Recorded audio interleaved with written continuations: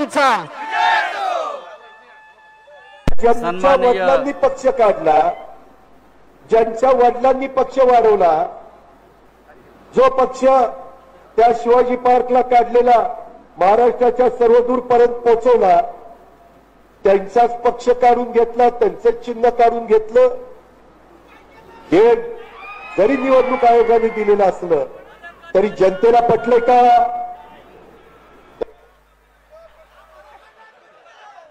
तू काय केलं हा प्रश्न फार महत्वाचा आहे. त्याने काहीच केलं नाही. तो आयत्या बिळावर नागोबा आहे.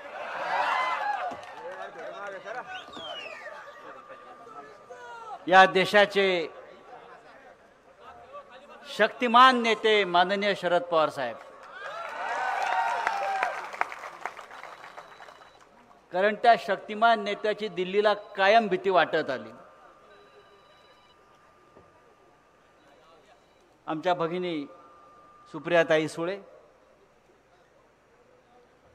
आमदार संजय जगताप, माझे सहकारी सचिन अहिर,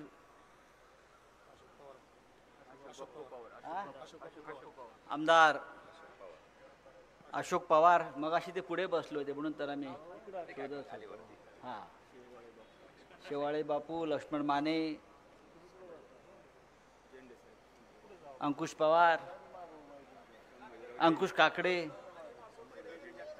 संभाजीराव झेंडे, म्हणूनच पवार म्हटलं ना मी. आणि या तप्त उन्हामध्ये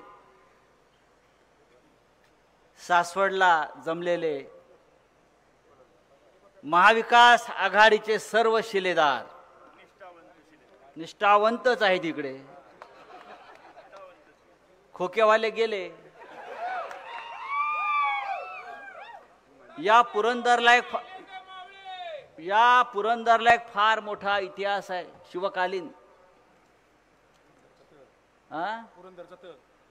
पुरंदरचा तह आहे. त्याहीपेक्षा छत्रपती संभाजी महाराजांचा जन्म पुरंदरच्या किल्ल्यावर झाला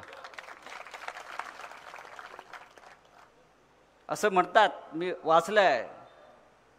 अल्ल्याड जेजुरी पल्ल्याड सोनारी मध्ये वाहते करा, पुरंदर शोभती शिवशाहीचा तुरा.